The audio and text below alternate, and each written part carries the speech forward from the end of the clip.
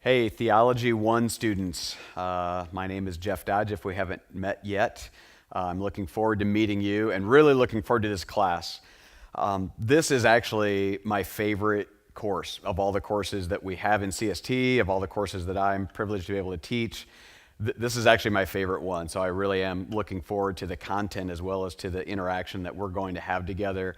And uniquely, we've never done a course like this before. Content-wise, we've covered this stuff, but the way that we're formatting this whole course, you guys will be our guinea pigs, but honestly, I'm pretty jazzed about it. I like the way this is going to flow. So I just want to take a couple of moments to give you an overview of why we're doing Theology I, the way that we're doing it, and give you a little bit of the heartbeat behind it so that you jump in with both feet, really. I really want you enthusiastically going after this course. So that's what I'm going to try to do, is explain why we're doing what we're doing to you. First of all, the topics that we're going to be covering are super foundational, very, very critical for you as a theologian. So the first thing we're going to be talking about is prolegomena. That's just a big word that means the first things, the foundational things. Why are we studying theology the way that we're studying it? And so to do that, I've assigned just a little bit of reading out of this bad boy. This is the John Frame book from which the PDF came to you, I think from Shane. John Frame, incredible theologian. This is actually pretty new from him. He's a prolific writer, but this is kind of his magnum opus. This is everything that he's wanted to say about theology put into one tiny little book. But anyway, you're going to read the prolegomena, why we study the way we do. He wraps it up in this idea of lordship. I think you're going to dig it a lot if you haven't read that yet. Read that carefully. I think it's foundational, really good. So going to be doing that. But then we go into a study of the Bible. That'll be our first section. In just a moment, I'll explain how we're going to do that. From there, we're going to study God, who He is, and also what He does. So again, very foundational. And then we're going to wrap up this semester by talking just a little bit about angels. Actually, the Bible only talks a little bit about angels. So proportionally, we're going to talk a little bit about angels. Then we're going to talk about mankind and sin. So right in the heels of mankind, sin and the nature of sin, how it affects mankind, etc. Those are all kind of woven together in that third section. Just a quick word about the books that you're going to be using. Not just the John Frame book, but this is an older version of Grudem. You've got a prettier, nicer looking one that isn't broken and tattered the way mine is. I use this a lot, you can tell. One of my favorite books of all time, Wayne Grudem's Systematic Theology. This is kind of a standard for seminaries, and I think Grudem does probably the best job of systematizing everything in this systematic theology.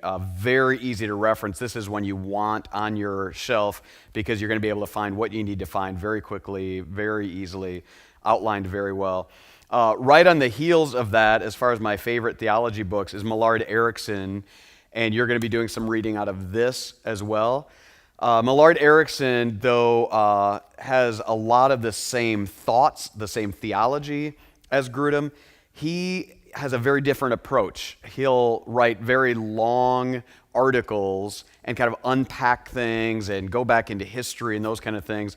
So not nearly as systematized as Grudem, but brings a new flavor and a lot of background stuff that I think is also very helpful. And so I wanted you to actually be familiar with and own forever and ever both of these. I think they're great companion volumes.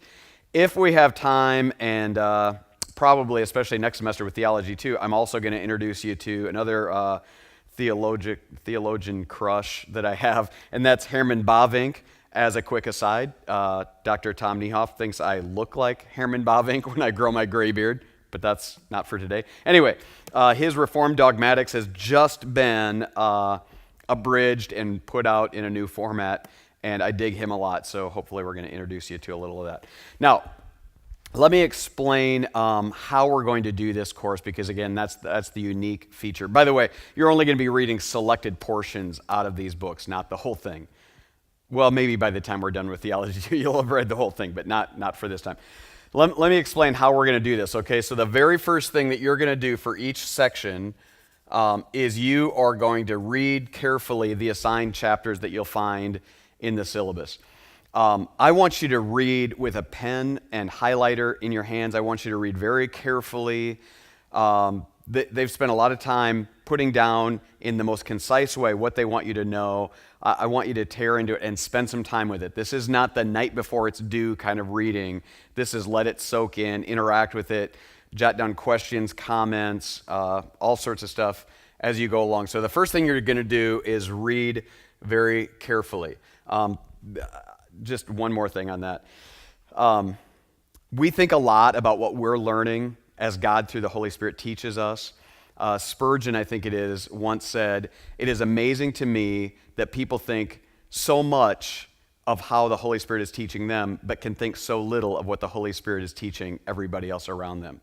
What he was saying by that is we need to listen to and read carefully what other people are saying, and these are some great people to read and learn from. So you're going to do a careful job reading. Then we're going to pull you together in what we're calling cohorts, or basically study groups. This first time you meet together in your assigned cohort, you're going to have what we call Socratic discussion.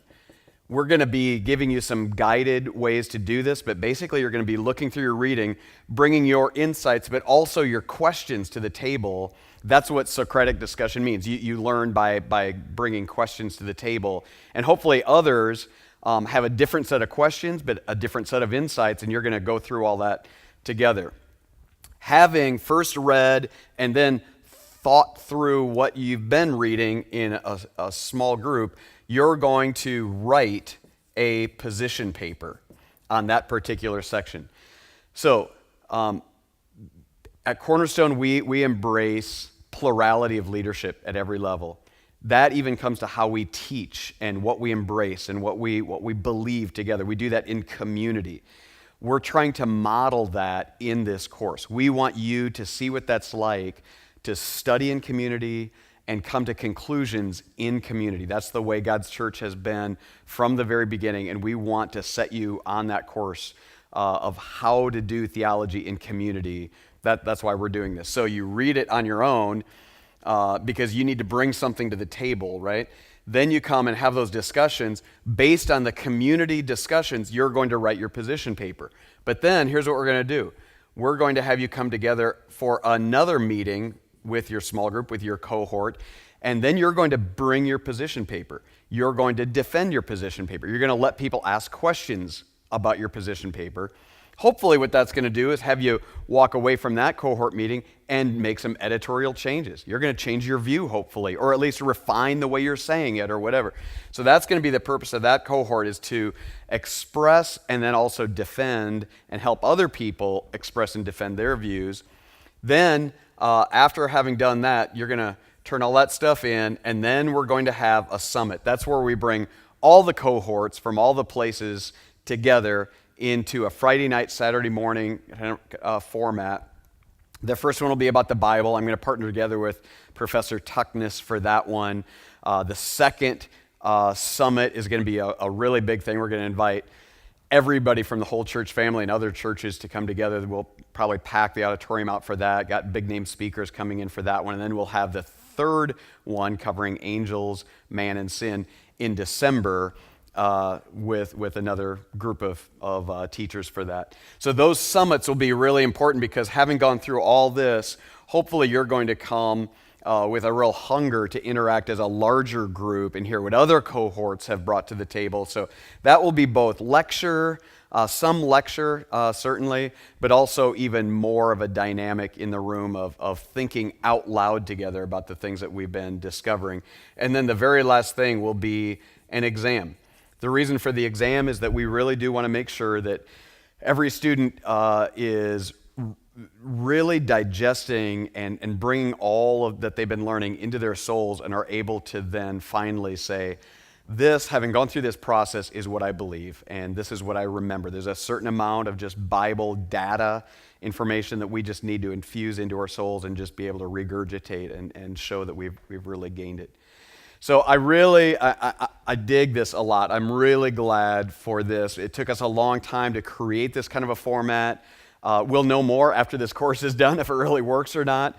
But frankly, I think it includes all the right elements to not only just learn some things, but have them, as I've said, get deeply infused into your souls. So welcome to Theology I. Can't wait to meet with you, but can't wait just to hear the stories of how you're journeying through this even before I get to see you in this classroom. So see you soon.